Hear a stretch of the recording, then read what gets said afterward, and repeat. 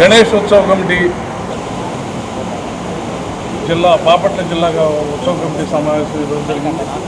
అధ్యక్షులుగా గౌరవనీయులు పెద్దలు రామస్వామి గారు, రాష్ట్ర కమిటీ పెద్దలు గౌరవనీయులు లక్ష్మీపతి గారు, కార్యక్రమానికి చేసినటువంటి పెద్దలందరూ కూడా కలిసి ఈరోజు సమావేశాన్ని ఏర్పాటు చేసుకుంటాం. అంటే గత సంవత్సరం ఉమ్మడి ఆంధ్రప్రదేశ్లో గణేష్ ఉత్సవం జరిగి 133 సంవత్సరాల క్రితం బాలగంగాధర గారు మొదలుపెట్టినటువంటి గణేష్ ఉత్సవాన్ని ఈ రోజున విడిపోయినటువంటి ఆంధ్రప్రదేశ్లో కూడా గత సంవత్సరం ఏర్పాటు చేసుకుంటాం.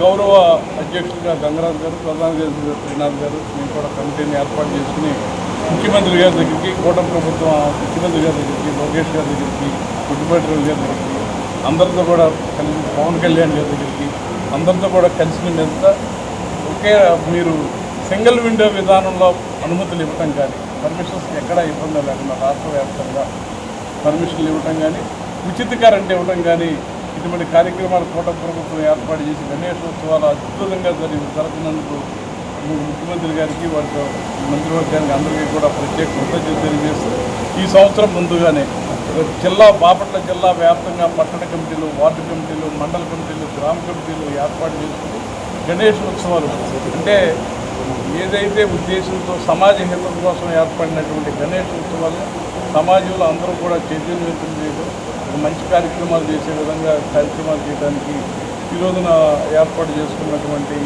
బాపట్ల సమావేశంలో జిల్లా కమిటీని ఏర్పాటు చేసుకుని రేపు 23వ తారీఖు నాటికి జనరల్ బాడీ కూడా ఏర్పాటు చేసుకుని గ్రామాన వాడల వీధిన కూడా పట్టణం అంతా కూడా అంగరంగ వైభవంగా గణేష్ ఉత్సవంలో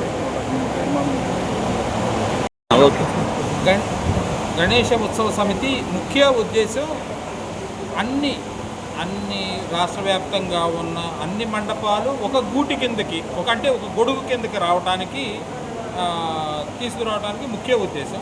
దీంట్లో ఏ విధమైన పోలీసు ఇబ్బందులు, గవర్నమెంట్ ఇబ్బందులు అలాంటి ఎవరికి ఏమీ లేకుండా చేయటం.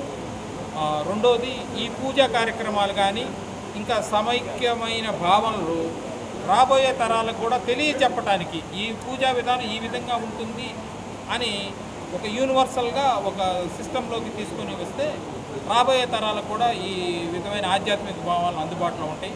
అలాగే మన ప్రాచీనమైన కళలు, భరతనాట్యం అని, ఈ కోలాటాలని ఇతరత్ర, ఎందుకంటే ఈ వల్గారిటీగా ఉన్న సినిమా పాటలు అలాంటివన్నీ తీసి మెల్లమెల్లగా నిర్మూలించడం, వారికి తెలియక కొంతమంది అవి పెట్టి అది ఒక కోలాహలంగా అనుకుంటారు.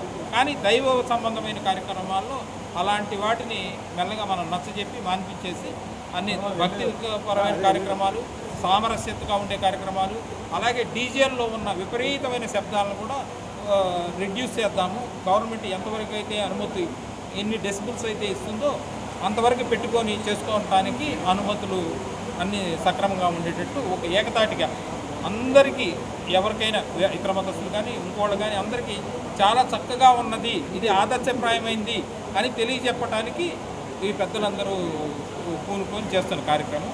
తిలక్ గారు సాయంత్రం పెట్టిన ఉద్దేశం ఆ రోజు ఇండిపెండెన్స్ రావడం కోసం ఆ రోజు చేశాంటూ ఇది ప్రధాన భూమికి పోయింది.